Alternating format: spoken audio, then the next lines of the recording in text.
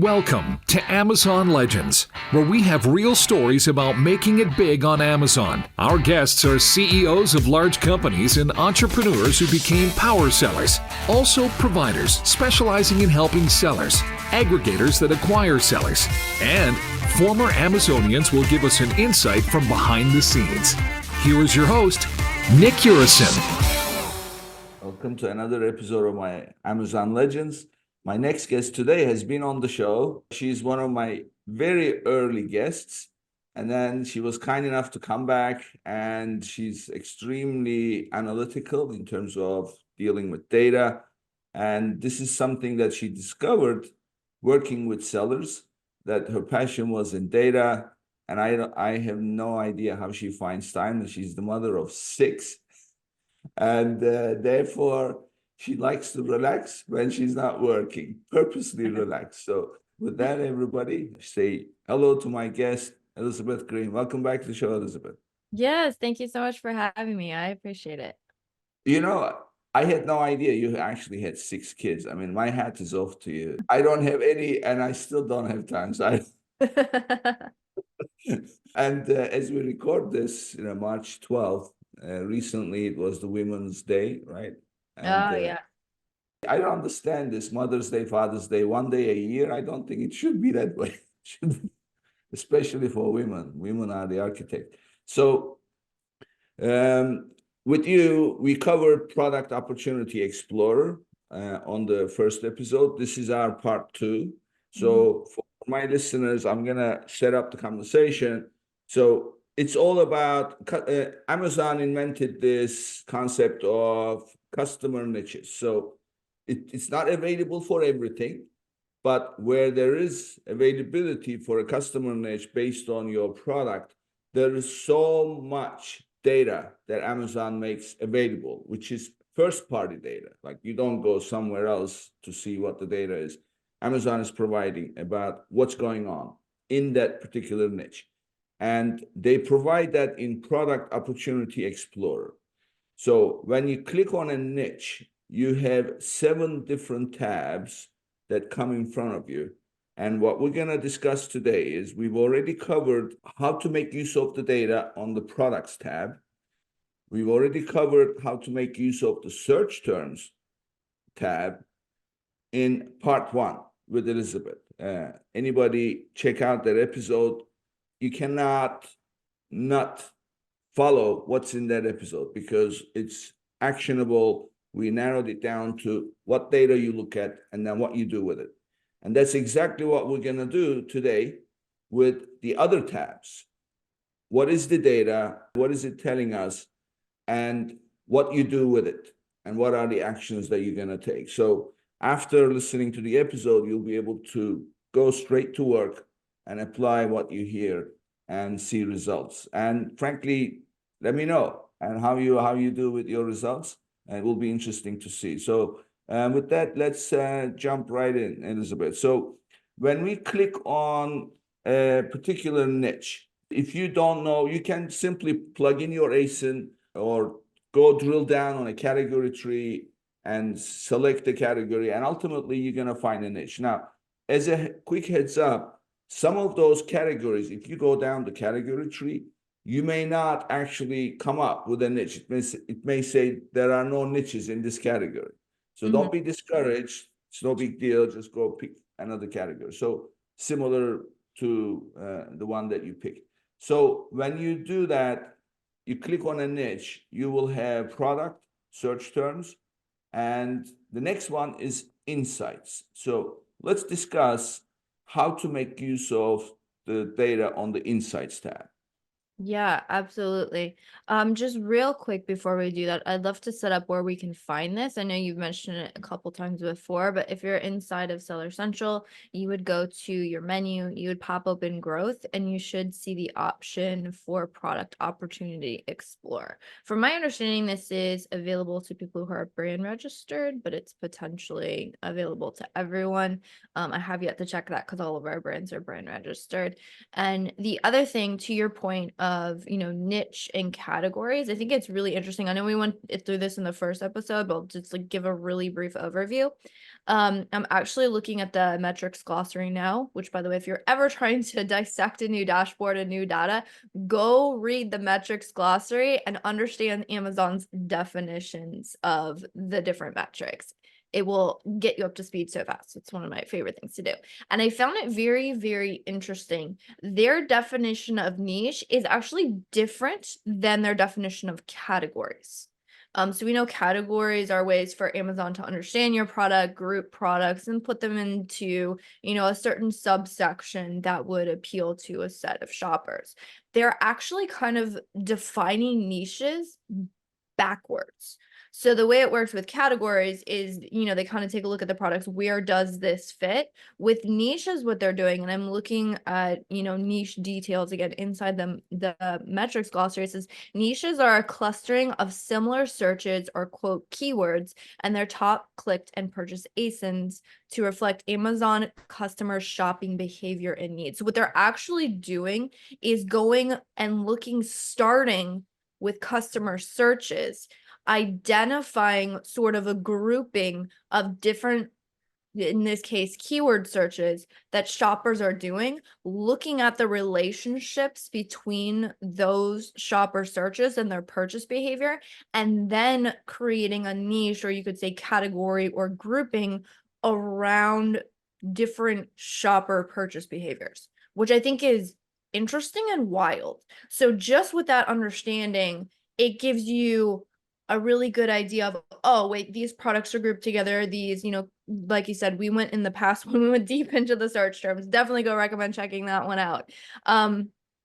But you can kind of start to see how Amazon is thinking and grouping of these things, which means Product Opportunity Explorer is insanely valuable when it comes to understanding shoppers and their purchase and search behavior on the Amazon platform, which I think is, again, awesome.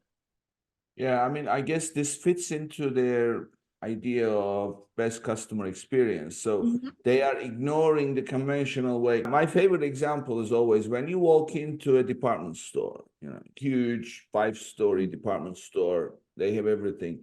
You go to the directory, right? So you go to the directory and say, if you want to buy, let's say, a blender, you want to see is it home appliances? Is it kitchen? Or you don't know. Sometimes actually you go 3 floors up into the kitchen, and then you find that, oh, it's not there. You ask somebody, you go. So what they've done is they flipped that dynamic completely. They simply let people walk into the department store and then group them according to what they want to buy. So, and of course, this is like herds moving, in different directions. It can change over time.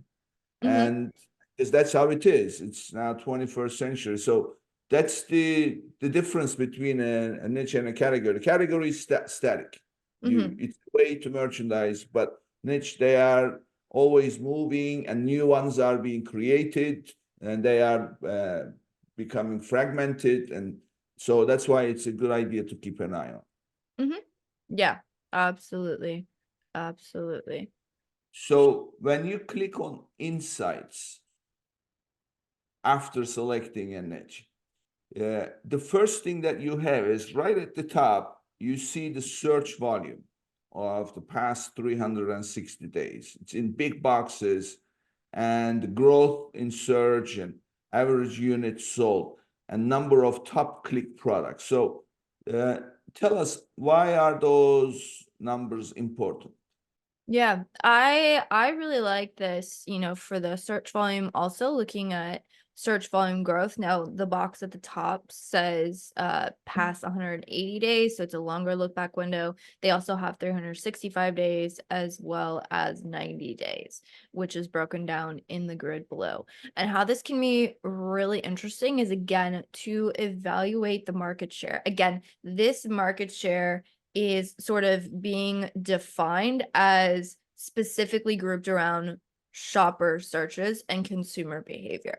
So a lot of times when we're going to make sense of our sales trends, or we're trying to make sense of, how much growth is possible, one thing a lot of sellers will look to, and one thing a lot of brands will analyze, is the market share, of course. Like, what is the total market share for these products? And there's different ways that you can calculate this. But Product Opportunity Explorer, again, not only is it giving you, okay, this is potential search volume, but is this particular niche, again, categorized because it's grouped by shopper searches, is this growing or is this on a decline? And we went over, we'll probably go over in a second, like trends. You can also see, again, and the mind-blowing thing about this is first party data.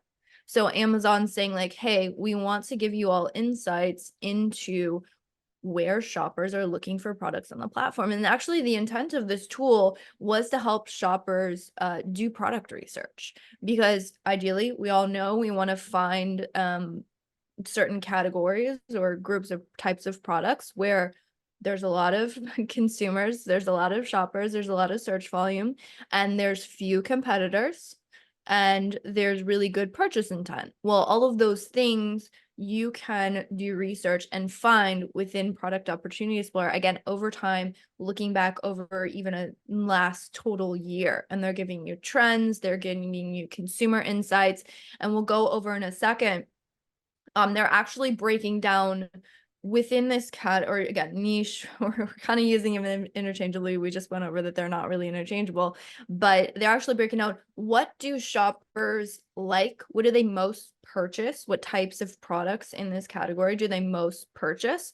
And then what are the things that are causing returns or are causing poor reviews?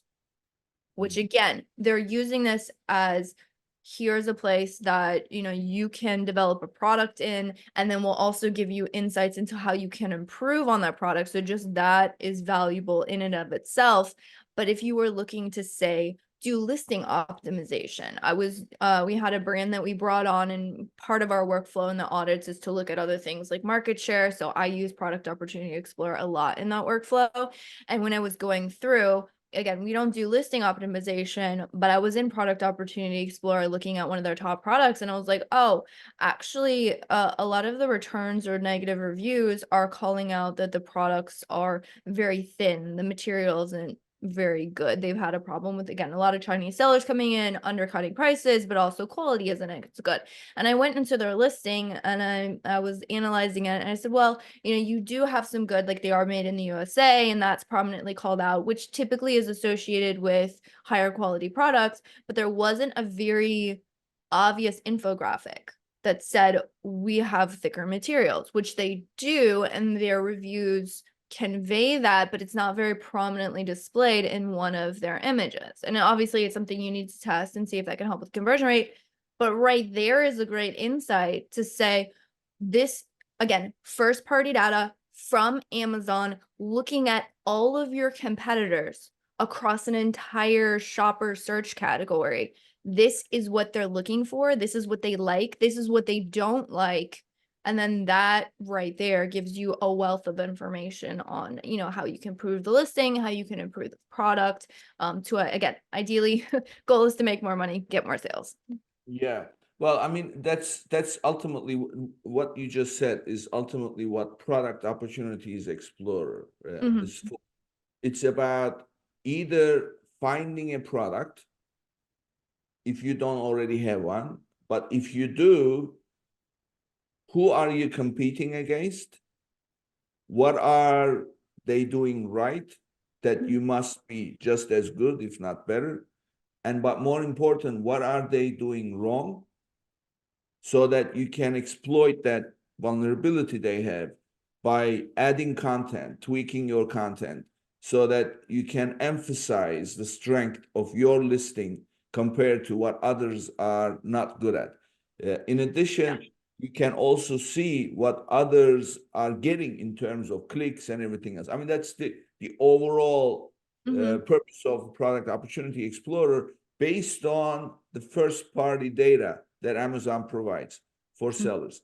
So now, obviously, we don't have a horse in this race in terms of, okay, I want my product, so we're talking in general. But for Yeah. our listeners, well, most of whom are sellers, they have their own products that they care about. So they're not looking for products. They've already found it. They've done the work. So the best way to use Product Opportunity Explorer is plug in your ASIN, because you can do this by ASIN. Plug Yeah. in your ASIN, then the same data, all those 7 tabs will be available in front of you. So what I want to do, Elizabeth, is let's make this real practical for our listeners. So assuming that we are looking at a niche that has been provided by a particular ASIN. Let's start with calculating the market size. So if I'm selling, let's say, a baby car seat, how do I know how much money is being spent on baby car seats? Looking at Product Opportunity Explorer, as close as possible. What is the right way to go about it? Yeah, so that would be a little bit harder to determine because you'd have to figure out the average cost per clicks, which that's not something that Amazon provides here. They do have, so we're looking specifically at niche details and we're on the insights tab right now. Now this is past 365 days, average units sold. And it does give a range, and the one that I'm looking at is between 3,000 and 4,000, which again can give you a good idea as to like the range of sales. Again, that's a pretty wide range, and it's over a longer time period. There's other views that will break it down on maybe a little bit more granular view. I do see it kind of interesting. So this tab right now that I'm looking at, again, we're in the insights tab. So it says insights about the niche. In a lot of the other tabs, it shows you, again, an aggregate of the 90, 180, and 360 days views, which is, again, it's a long enough look back window. I think it's interesting. I'm actually looking at the grid right now, and I'm seeing a today column, which is, again, interesting. I don't know, other than looking at the trends and the graphs, which those will give you, a much more like accurate, up-to-date one. I don't know if I realized. So there's things like it will show you products with the top 90% of clicks. Again, this is defined by the niche, and you can see the actual keyword searches that is sort of grouped together in this niche if you go to the search terms tab, which again, we went over in the last one, and how to maybe use it to get insights into specific keywords you should go after. Again, I would recommend going and checking that out. It also shows brands and selling partners, again, top 90%. So it's giving you products, and it's also giving you brands. Again, these are anonymous. It's not going to give you the very specific. It's not looking at, okay, so who is, again, you can actually see top clicked. So the top 3, very similar to traditional brands, but the very old school brand data, where you get, like, say, the top 3 clicked products. That is available here, so you can kind of piece out a little bit as to maybe where the top click products are, but it's only going to show you the top 3. Or here, it's, again, this is in a particular niche I'm looking at, so it's saying number of products here. There's let's see, 90 days, we have 31 products. So this is the top 90% of clicks. So there's 31 products that are in the top 90%, which tells you that there's, pretty wide range. You might get into certain niches and you would say, well, the top 90% of clicks are on a very smaller subset. The other interesting thing is if I go a little bit down, I can see another section that says, so it's brands and selling partners. So again, instead of defining it by individual products, they're now looking at brands. So I can say, okay, so there was 31 products that were in the top.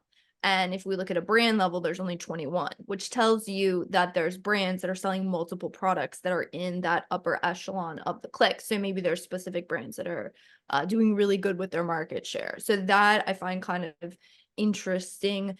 You can also see the top 5 brands, the top 20 brands, what is their click share percentage. So the top 5 brands are taking up 69% of the click share, which is significant. So again, it's giving you ideas of what does the competition look like? How stiff is the competition? How many brands? Again, the intent of this was for Amazon to say, hey, go find places that are underserved in the market.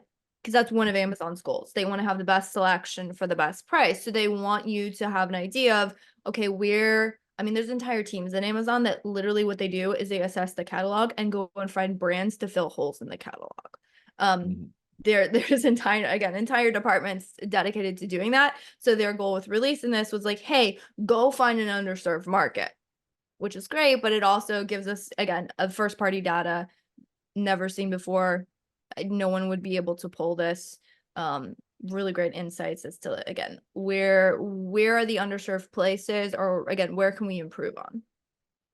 Okay, so these people working on the stuff, they cannot have a life. I mean, their work makes you go nuts with all the numbers. I want to backtrack. So there is something right at the top of that page, insights. You have average units sold past 360 days. So again, this is in that particular niche. And it's showing you how many pieces were sold in the last 360 days. You also, right next to it, you have the average price. Mhm. So in my book, if you multiply average price with average units sold, that's the total amount of money spent, right? That would be the average sales for the niche. Yes. Of course, they give a range. It's not like Yeah. specific Yeah. number. So it's between, let's say that it shows 300 to 500 and the average price is $20. So that means that in that particular niche, in a year, 300 times 20, that's $6,000. So it's between $6,000 to $10,000 are being spent in that particular niche.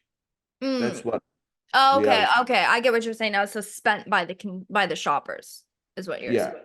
It's kind of like the market size. So what is the pie? The size of the pie is what I'm getting at. Because once you define the size of the pie, that's the universe that's going to start to get taken in pieces by, different listings. So that's what you are seeing, number one. So what you want is a number that you are comfortable with. So obviously, if you are targeting a niche that has a fairly small size of the pie, then doesn't matter. Even if you get 100% of it, it's not going to be enough.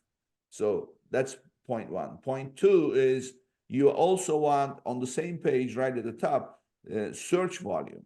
So you want search volume to be growing. Mhm. That's another thing.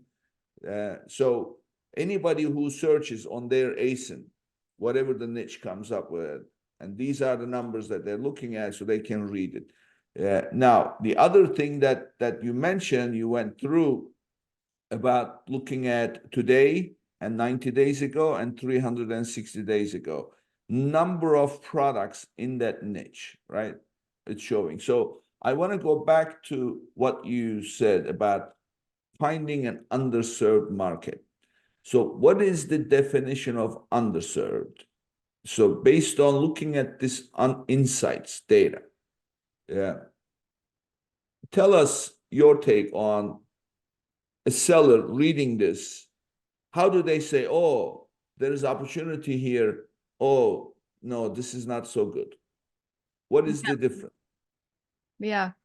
I think you would have to look at it relative to other niches that you're exploring. Because someone might have heard you do that multiplication and be like, 6 grand for an entire year of sales on one product.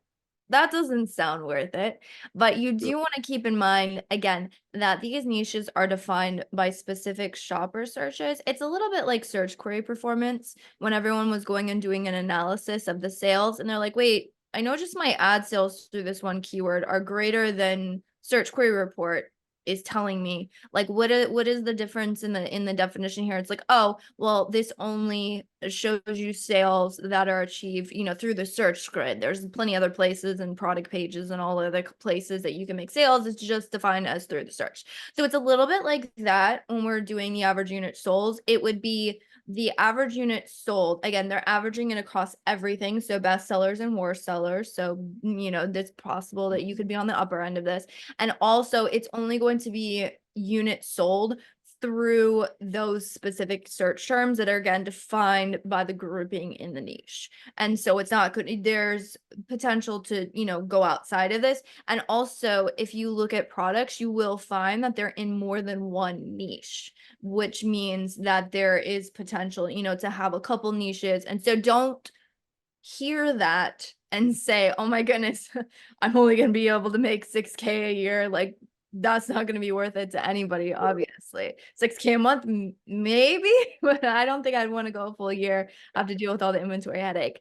But it will give you a good idea, to your point, as to where should I be going after in the space? Where's the greatest potential? And I would say if you're evaluating, again, like number of products, again, these are a number of products in the top 90% of clicks, or you're evaluating, average units sold, or you're evaluating something else, I would look at it relative. So for context and relativity, the niche that I'm looking at, average price points, $30 and change, and average units sold is like 3,000 to 4,000, which again, you still might hope to make a little bit more than that for a year, but that's greater than the niche that you're looking at. So relative, it seems to be a little bit better of a market as far as volumes go.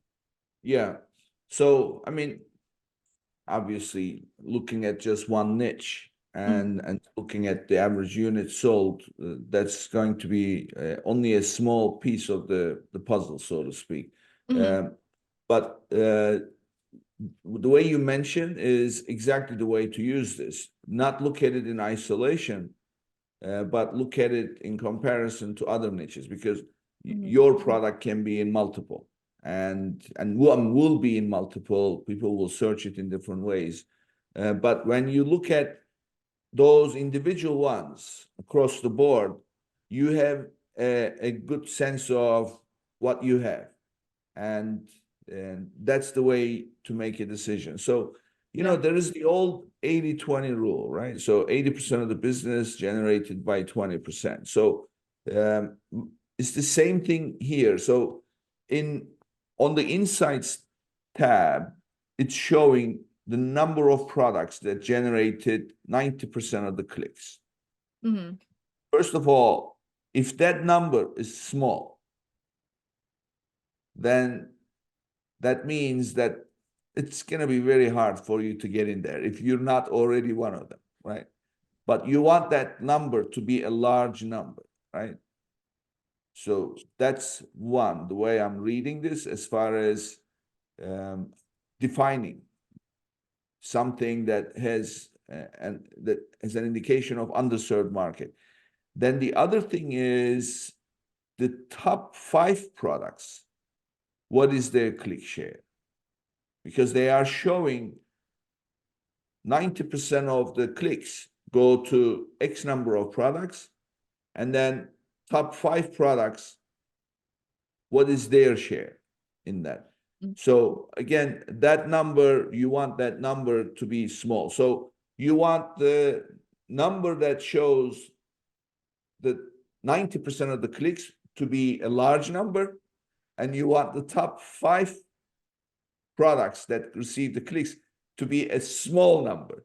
So that way, that means that you have a lot of room. First of all, a lot of listings are getting clicks.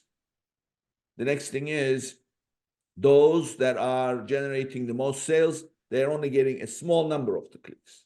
So that's what you're looking for. And then when you factor that into the brand, where it shows, again, out of the top 5, again, they show the top 5 brands clicks. And those top 5 brands clicks, you want that to be small. So ultimately, from everything that I see, I'm looking at this page, really what interests me is three numbers. Mhm. How many listings are there in the top that receiving the top 90% of the clicks? How many listings are receiving? What is the search share of the top 5 listings? And what is the search share of the top 5 brands? Because there's maybe two different Yeah. things. Yeah. And then if they are on the low side, less than 20%, you want that to be less than 20%, ideally, because I'm looking at usually it's the 80-20 rule. Mm. And you want that to be less than 20%. And you want many listings receiving the top 90 searches. I think then that will say there is room here. I can get in here and I can be one of those, maybe brand number 20, 25, and there's still plenty of room for me to take some search here. What is your take on my reading of this? Yeah, I would say that would be how I would read it. You know, like if you had, say, the top 5 products are taking up 90% of the click share, well, then unless you're in those top 5 products, you're fighting over the last 10%, which can be a little bit difficult. And if we're looking at the top 20 products, and again, those are eating up, say, 90% of the click share, well, then again, if you're not in the top 20 click products, which I do want to specify. So when they're saying top clicks, they're just saying what's getting the top clicks. It doesn't necessarily mean the top ranked, although generally speaking, you know, the higher rank your product, the more visibility you're going to have, the better clicks you're going to have. So I would say it's related, but it's not exactly the same. It's actually kind of surprising sometimes when you go and look at keywords and then, you know, where Amazon's giving you the top 3 clicked products and you go and look at the search rank for those top 3. Sometimes it's middle of the page for one of the top 3 click products. That does happen. And that's kind of a more intense analysis, time consuming, not intense to do, but it can be kind of interesting and eye-opening. But yes, I would agree with your assessment. You know, you're basically just saying like, hey, is everything concentrated on 2 brands, right? I mean, if I looked at top 90% of clicks for brands, if you saw, oh wow, you know, there's 31 brands that are in the top 90% of clicks, that's awesome. And then when you looked at brands, you're like, there's 2. Okay, so there's 2 brands that are pretty much just dominating the market share on these searches and all the clicks. Okay, it's not that you can't compete, but you know that there's some very entrenched brands here.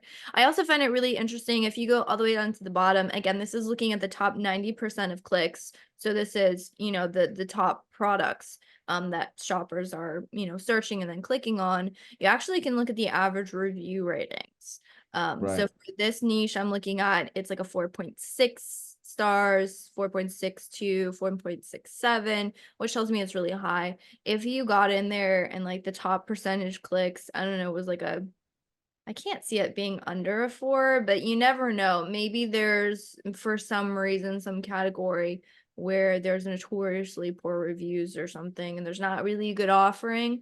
Again, that's another place that you can just kind of look at the aggregate of everything and improve. Or if you're saying, I want to be within the top products, and maybe you've received a couple low stars, so you've dropped down to say 3.7 stars. Well, maybe that could be a reason why you're struggling to regain market share, because if you look at, again, the top percentage of the products, so it also gives you where to improve, but then also, again, how to benchmark yourself against the competition, which is highly helpful when you're trying to remain competitive.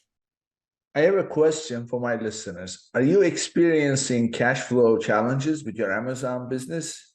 Well, silly question. Who is not, right? So let me introduce you to Viably, a unique solution tailored for Amazon sellers and e-commerce enterprises. By connecting your Seller Central or Shopify account, you can promptly access funding along with a variety of financial tools, all for a flat fee. It's as simple as that. And for my listeners, they are offering an extra $1,500 in funding for eligible applications.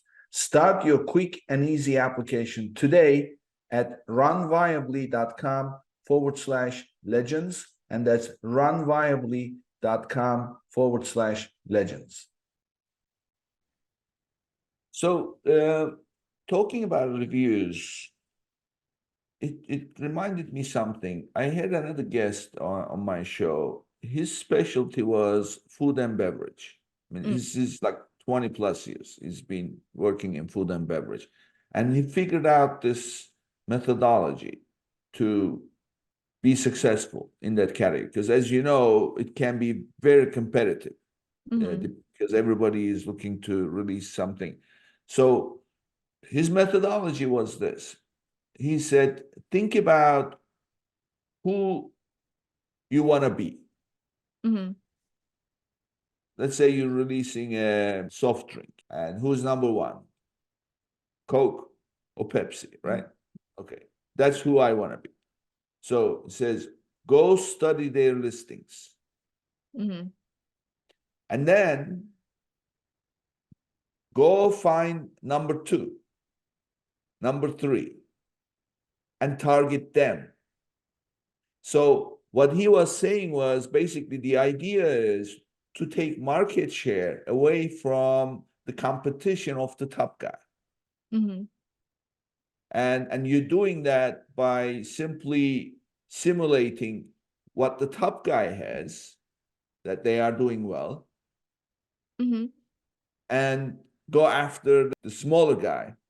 Mm-hmm. It's still bigger than you, but they have a lesser market share than the top guy, Yeah. and therefore you take theirs. So I asked him, have you tried this methodology with other categories? And he said, no.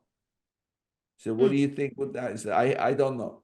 So I was Yeah. kind of trying to get him to take clients and use this and see it would work. So the reason I bring this up is because there is one more number on this page that is related to reviews. Is if you look at the top under products with top 90% of the clicks, it shows average number of reviews.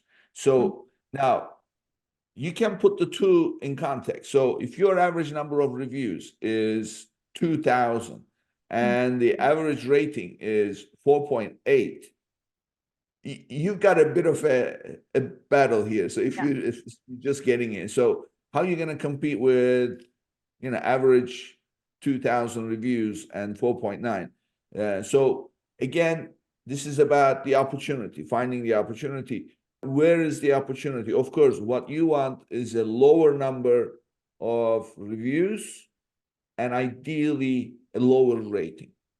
Mm-hmm. So when you so now we've got two more numbers in the mix to define underserved. First, right at the top, many, many, many sellers in the niche.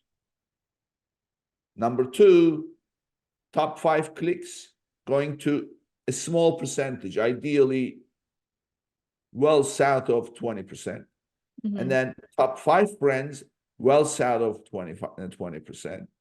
Average number of reviews, ideally 3 digits. And then average rating, ideally less than 4.5. So depending on where you are, now you've got your roadmap in front of you, what to work at, right? So that would be another interesting thing. And the reason why I remembered that guest was, so you can then take those top 5, study them, and then simulate what they are doing to take away from the others outside the 5 that are better than you, and then take their market share. You can maybe do some sponsored display ads on their ASINs, target their ASINs, and target their search terms or whatever, and then take business away and just chip away, from what they are already getting. It's kind of, in my mind, the wheels start turning when I see these numbers. Because I'm always trying to see, okay, what do I do? Okay, fine, I see this number, then what do I do? And then those are the kinds of things. And what do you think? Yeah, no, I think that's a fabulous, and in the interest of time, we might skip over on that same train of thought into the customer review insights tab, We're skipping Yes, over let's do that. trends, which is interesting enough, but I think that's a little bit more self-explanatory. So customer review insights, and again, there's some information here. I would go read the metrics glossary. You can also see when this was last updated. So if I'm looking at this, today's the 12th, it was last updated on the 9th, which is kind of interesting. So they're definitely keeping this up to date, which means, to your point, that this is going to update over time, depending on sort of shopper trends. But what this does, and again, very good practice, things that a lot of people do, what you said, like go look at your top competition, what are they doing? A great place to find out, consumer interactions with the product is to go look at the reviews, right? So there's a lot of people who will scrape reviews on top competition, but you still have to go through and you have to look at those reviews, you have to aggregate them, you have to understand sort of, the general sentiments here. A lot of people are using AI for this. That's a really great option. Here, again, Amazon is consistently updating it. So you're not going to get the, every individual review. But you can see here on the customer review insights tab, by default, it's on positive topics, which is what is the aggregate insights that Amazon is pulling from all of the competitors in this niche. So across everything. So review snippets pertain to data collected in the last 6 months based on customer ratings with text reviews for products in the niche. And they will actually group it by topic. So for example, the one I'm looking at here, it says quality overall. And so it will actually give you quotes. So good quality overall. The second thing that they like is that it's strong. So like sturdy, well built, strong and durable, durable and sturdy. Again, if you're making infographics, again, I am not a listing specialist. I'm not an SEO person, but I do know when it comes to marketing, it's nice to speak the language of the shopper. So here, again, you're getting very good text snippets to identify things that could work well. So it gives you a good idea. Positive topics, a lot of them, people say, oh, good quality for price. So those I have found as I've gone through this are quite similar across the niche. But the thing that's really nice is if you look at that little blue positive topics, you'll notice that there's negative topics, which is great. We always want to hear everybody talk bad about stuff. Like what are people like, what do they really think? And here is where you can see like people thickness.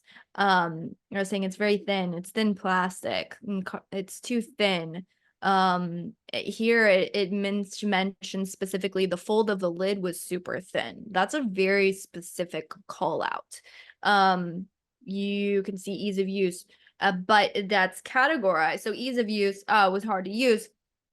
How was it hard to use? It was hard to get open. It was difficult to open or close. Super hard to remove. Hard to get the product out. Those are very specific things that people are saying, like, this is a storage container. So it's like it's hard to get it open and closed. Things are like sticking together. I can't get the product out. Cheaply made. A lot of people say slippery material. Slippery, slides open, doesn't stack well. Slippery and hard to use, not durable. Eventually they wear out. Like all these insights, again, aggregate over the last 6 months, being kept up to date and given specific quotes, which again can be used to improve or develop your product. If you unfortunately maybe got a rash of negative reviews, it's great to read those. And yes, you want to pull out any insights, but let's be honest, a lot of times people just leave a rating, they don't really leave a review, or they really don't tell you specifically what the problem is. And here, again, you can look across the entire consumer base in this niche, again, which is going to be a very specific subsection of the market, and say, okay, how can we improve? How can we get better? What things should we call out? Maybe we have all of these things. People say it gets dirty fast. It's not dishwasher safe. What if your product is dishwasher safe, but you're not calling that out anywhere in your products? That's a really easy thing. If you have a product that is specifically geared to fix any of these issues and you're not calling it out, first off, that's just not good practice. You want to call out every competitive advantage you have, but you can actually, if there's only so much you can fit in your images, if there's only so much you can fit in your listings, there's only so many keywords you can target. It actually ranks these by what the consumer, like the most common sentiments of consumers. So it actually gives you a hierarchy of all of the things that, you know, again, are important to the consumers. And when it comes to winning on Amazon, the thing that's the differentiator is, do you have a good product and do you have something that serves the consumer needs? Yeah. Yeah, I mean, there is a favorite saying of mine: accentuate the positive, eliminate the Yeah. negative, right? So this is exactly where you go in order to accentuate the positive and eliminate the negative. So you can do that in two ways. Mm-hmm. And frankly, the hard way is to change your product, of course. That's a Yeah. long-term thing. But nevertheless, if your product has some of these characteristics that people don't like, that they report as negative, you Mm-hmm. need to deal with it.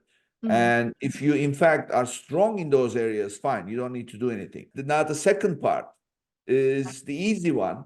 Most people don't. So people may read these positive reviews and say, oh, great, mine is exactly like that. And in fact, my reviews reflect that. And they Mm-hmm. may read the negative and they say, great, ours is definitely better than these. In fact, our reviews reflect that. Mm-hmm. Fine, but put it in your content. Yeah. Tell people that what is good about your product that people care about, and also tell people what is good about your product that people usually complain about, Yeah. and tell that in the form of pictures in your A plus. So in other words, your A plus content and your pictures, your infographic picture, especially your infographic picture, should really source its content from these insights, customer review insights, right? So that's where people are communicating to you that Amazon has done a good job categorizing and grouping them all together with some quotes from them. You could just load them up. So Mm-hmm. that way people can see. And something you said is exactly the case. You want to use the words of the shopper because that's what people identify with. And here, customer review insights is a gold mine for you to go pick up enough of it so that you can Yeah. use. And the way to use it is A plus and your pictures. You can of course use it in your bullets and description, but really people don't read much, do they? Yeah. They don't. And I only know because I don't like I talk about, oh, you know, you should have your listing well optimized. I am a notorious picture only shopper. If it's not in the images, if you don't tell me on first glance, I'm not digging. I'm sorry. I know how I lack patience. And I know a lot of people, like, if I really care, I'll read the bullet points, I'll look at the A plus content, but honestly, main image grabs my attention. I might validate that through the title, and then I'm flipping through your images. Rarely do I watch the videos. Again, that's one person. Oh, that's what I was going to ask. How about videos? I was going to ask. You don't watch the videos either? I don't, unless it depends on the product. I do rarely watch the videos though. If there's something that I'm having difficulty understanding the functionality of it, like I want it to like I want the lid to open in a certain way, or I want to be able to do something, I might watch the video to be able to validate that. But again, I'm hoping you put it in an infographic for me because the images are scannable. Videos are not. I will say though that there is an interesting trend in search. I believe I've mainly seen it on mobile where the listing videos on occasion, I've seen this, I believe no, I wouldn't say it's only in clothing. I've seen it in other home goods categories where the videos will start auto playing in search on the listing. That's quite interesting. It pops up randomly. Again, I believe I've seen this mainly or only on mobile, and this is just, again, me personally shopping as where I ran across it. It's not all It's not all categories. It's not all the time. Sometimes you'll refresh the page and the same search that previously started auto playing videos. It's a little bit hard to tell as to which products are selected for that to happen. So that being said, if that's potential to start popping up, well, then it would make sense to have a video on your listing. Yeah, I mean, I'm a big fan of videos, but don't make them just promotional. Of course, everybody should have a promotional video, but make them authentic. Like I'm a big fan of entertaining unboxing videos. Yes. They are very useful because people can just fast forward. And another one is uh, using the product, how to use the Yes. product in certain ways. So those are good videos, and also you can repurpose those videos, and people watch those, and then creating a list of those. It's a good idea. So in the few minutes that we have left, Elizabeth, I want to also cover this little link we have, request a metric. And what I want to talk about there is if you click on it, their approach, I like to get inside the mind of the person that I'm dealing with. Usually helps me connect. So their thinking is when you request a metric, they are giving you 4 options: competition level, growth rate, trend durability, and consumer demand. I have more than that. Really? That's what I have on mine. Okay, so share with us Oh, what that's you are interesting. seeing. Yeah, so I see the same thing: competition level, growth rate, trend duration, consumer demand. This one's interesting to me. Future predictions. Oh, That's cool. I don't know what metrics I would add, but I like a future prediction, especially when it comes from Amazon. Data visualization or ASIN detail is the other groups I'm seeing. that's interesting. Okay, so what are we reading from this? So what I'm reading is, first of all, they want to know if something is growing or declining. That's one thing. The other thing that I'm reading is competition. They want to measure the competition. And then another one is consumer demand. I wonder if growth rate and consumer demand, how they could be somewhat separated, but because growth would indicate demand. And in your case, you have future predictions Yes. and ASIN detail. Mm-hmm. So my take in all this is they want to know if something is growing or declining. They want to keep a close eye on the listing, Mm-hmm. the quality of the listing, and they also want to know where the competition is. Yeah. I think the others are, I think, a little bit, um, spin-off from those 3: competition, growth, and listing. Yeah. And then, of course, the future is, you never know. It's just Yeah. prediction is prediction. So I I wouldn't. would like to see an Amazon prediction model, because we all build our own. At some point, it's just mathematics, right? But the problem is you have to be able to plug in the numbers to figure out, the actual mathematical equation. So if Amazon, again, with all their wealth of shopper knowledge, consumer behaviors over a long period of time, I would be really interested to know what their predictions might look like. Okay, so let's assume that Amazon did provide predictions. Would you trust them? I would probably trust them more than a lot of other sources.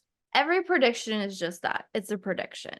There are certain things that there is no way to know. For example, like we have several clothing brands where, they have different, like it's like the winter clothing and the spring and then summer, etc. we know that the season is shifting. So we have a prediction that we know, okay, you know, come fall, we're going to have to swap over our advertising efforts to the fall styles. But when that swap happens, we can look at past data to analyze, okay, it's about, you know, this week of whatever the month is, and you can look at search volume trends, but that actual swap is dependent on the weather, which is highly unpredictable. You can have an idea. So what it does is it gives you the best, most educated guess possible. And then what you have to do is understand maybe like the underlying factors that are built into that model. So again, we're looking at, okay, we know weather starts to shift. We know consumer behavior. You get a little nip in the air. Everybody's like, yay, it's fall finally, summer's over. And so they start thinking about it. But until that nip in the air happens, everybody's still enjoying their summer. And that's the piece that we can't. So I do find predictions help you anticipate things, which can be very helpful. So you're not just blindsided and like forget that you have to swap over what you're being, you know, you're not still continuously being aggressive on the summer styles 2 months into when you should have stopped spending advertising on them, right? So it's helpful to anticipate that. But yeah, no one's gonna hit it on the nose. Well, I have two thoughts about predictions. Somebody giving me predictions. If I come up with it myself, then I trust them as much as I feel I should trust them. But if somebody is giving me predictions, then I say, okay, first of all, who is giving me these predictions? Because they have a certain amount of interest in those predictions being certain way. Yeah. My example to you is, I don't know if you remember that far back, but terrorism, 9/11, right? Duct tape. Remember that? Remember those days? Duct tape. Duct tape is going to save you. So, and duct tape manufacturers made a killing. You don't have to go that far. COVID, right? Yeah. COVID. Okay. Pharma industry made a killing. So predictions, who's giving them? I question. And then the second thing is, let's assume there's integrity in the numbers. I think that it's safe to assume in 21st century, where man put a man on the moon half a century ago, more than half a century ago, and trying to go to other planets and everything else, technology has gone pretty far. Yeah.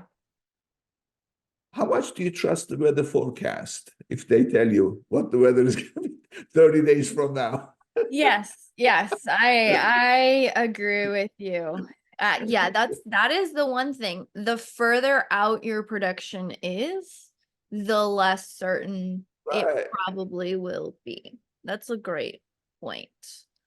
Yeah. Again, I mean, how reliable is the data? And to be honest, I find the predictions that give you the basis for the prediction, if for example, like I'm inputting these two numbers and I got these two numbers here, so and that would be the reason why you would trust your own prediction. You're like, I know what went into it, I know what I analyzed, I know what I factored in. You know, sometimes maybe we shouldn't trust ourselves as much as we do. I know I'm always like, ah, crap, I should have accounted for that too. But you at least you understand what's gone into that analysis versus someone else. If they're like, oh, I'm predicting you're gonna make X sales next year. Like, how? What did you look at? What are you analyzing? What are you tracking? And if you give me that information and I believe in you and that it's a solid way to analyze it, okay, then that gives me more confidence. yeah, exactly. And another one is, of course, there's always these unexpected situations.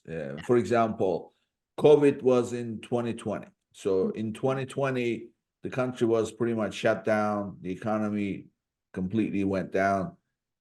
But that had a pent-up demand growing during that time. I don't remember the exact date, but the GDP growth was like 30+%. So I wonder who ever predicted that the United States was going to have 30% plus Right. GDP growth rate in, let's say, 2021. You don't know these things. So, and exactly the way you put it, the further out predictions are, the less accurate. So my overall position on predictions is, if they are mine, I trust them as much as I feel I should trust them. If it's anybody else's, it's just, it's a wild guess, frankly.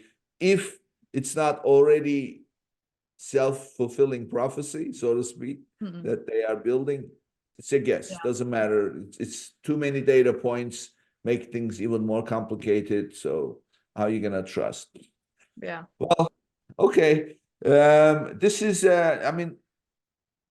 right at the beginning of the first part that we recorded, you said that Product Opportunity Explorer is really, it's a gold mine. There's a lot you can do. And this chat today, I think, is going to help a lot of people to get a better sense of where they are with their listings and that they should do, right? Yeah, absolutely. I talk to sellers all day long. I talked to one seller and they're like, oh, we're trying to figure out new products. I was like, do you know about Product Opportunity Explorer? And they're like, oh my gosh, I have no idea. So hopefully we're raising some awareness. I think it's a bit like, when search query reports came out, a lot of people were buzzing about it. Not a lot of people knew about it. Some people are still finding out about it seems. And so it's a little bit like this, although it was released around the same time, I believe, and search query reports got a whole lot more love than Product Opportunity Explorer. That being said, I think there's validity in using both data sources, but we've been leaning into Product Opportunity Explorer more and more to help validate if there's ways that we can get more market share. Yeah, definitely. I mean, you want to, it's different purposes. But you got to use everything. I mean, it's like, as they say, business is war, and when you go to war, you don't just hold back, right? So you use everything. Of course. So, Elizabeth, tell us, how can people reach you, share your contact information with us? Yeah, absolutely. So if you're interested in getting a hold of us to take a look at your advertising, because that's our bread and butter, definitely recommend heading up our website, which is jungler.com, JUNGLR. If you are just interested in what I have to say and you want to kind of follow along, a best place to do that is going to be on LinkedIn. I'm also doing weekly Ask Jungler lives, so you can show up, ask an ad question, and get an answer in real time. So that's been really cool. Yeah, you and I didn't know each other, and I got to know you. We have now been communicating, and you've been on the podcast, and I find your take on things extremely savvy, and that's what you are about. It's data, right? So when you base everything on facts, you can't really go wrong. So anybody, I would highly encourage, reach out to Elizabeth, and she's always generous with her time and knowledge. So I'm sure she'll deliver great value. Thank you, Elizabeth. Sure. Thank you for being here. Thank you so much. It's been a pleasure. Before I go, a quick reminder to say goodbye to your cash flow problems and claim your extra $1,500 when you qualify for $25,000 or more in funding. Go to www.runviably.com/legends and start your application today. Thank you. And this brings us to the end of another episode. I'll see you. If you enjoyed today's episode, be sure to subscribe, rate, and review the episode, and share it with someone you think would benefit from it too.